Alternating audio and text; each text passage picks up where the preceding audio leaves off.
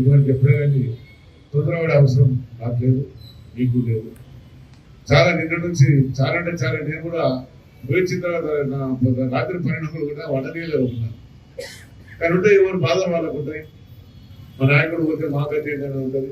నిజంగా కూడా కాంగ్రెస్లో మీకు తెలుసు, నేను కూడా ఆలోచించిన అందులో పోయిన తర్వాత ఆ గ్రూప్ ఈ గ్రూప్ రేపు పెద్ద నేను అడ్జస్ట్ చేయగలుగుతా, ఏదైనా మన నాయకులతో చెప్పుకోగలుగుతా అనేది నాకు కూడా ఆలోచన ఉంది.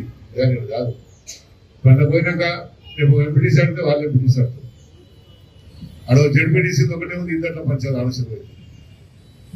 ఒక కార్పొరేట్ అంటే ఇద్దరు పంచాలు ఇద్దరు పంచాలు, ఇవన్నీ కూడా నేను ఆలోచన. అంత ఈజీగా ఏదో మనం మాటించడం అయిపోయేదాన్ని కాదు, అంత ఈజీగా మన కార్యకర్తలు మన నాయకులు మనం కాపాడుకునే బాధ్యత మనకు. 5 ఏళ్ళకు ఆశ ఉంటుంది, నేను లీడర్ కావాలి, ఎవరికి అవకాశం దొరికితే మనోడు మన పార్టీ అనేది అనేది ఆశ ఉంటుంది. ఇలా కమిటీ అయిన తర్వాత కొంచెం ఇబ్బందులు ఉంటాయి. నేను చాలా మంది నన్ను అడిగినారు, అలా మీరు ఆ పార్టీలో పోతే రేపటి మా పదవులు కట్టేదాన్ని. నిజంగానే అది ఉంటుంది. అలా పోయినాక పదవులు ఊడిపోయేది, తెల్లారి కుదమైంది. అలా పదవులు ఉంటాయి తప్పనిసరి. ఏ పార్టీ పోతే ఆ పార్టీ పోతే బాధ్యత ఉంటుంది.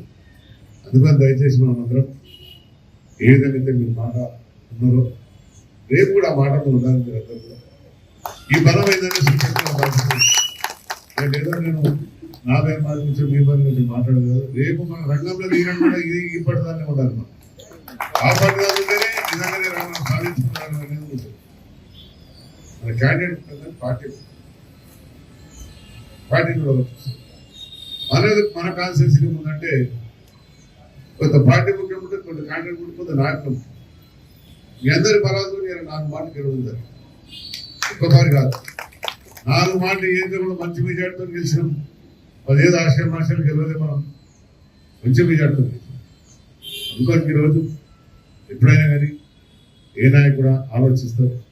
నేనే చాలా మంది మాట్లాడితే కూడా నేను వాళ్ళకి సమానంగా చెప్పడం జరిగింది. ఏదన్నా మా నాయకుడు కార్యకర్తల కూర్చొని ఆలోచిస్తాం అని చెప్పినాం. నేను కూడా ఆలోచిస్తా, ఏం చేయాలని ఆలోచించుకొని అలా మీతో నిర్ణయం తీసుకొని మనం ముందుకు అవసరం ఉంటుంది అనుకుంటా. ఇంచుమించు మీరు అందరూ అనుకున్నట్టుగానే జరుగుతాయి. అలాంటి జరగాలని నేను కూడా కోరుకుంటాను. మీకు ఇబ్బంది పెట్టి నేను పోవాలని అవసరం లేదు, మీకు ఇబ్బంది పెట్టాలని నాకు అవసరం లేదు. ఎందుకంటే ఇంతమంది ఇబ్బంది పెట్టుకొని పోతే నాకు కూడా నష్టం జరుగుతుందని నాకు తెలుసు.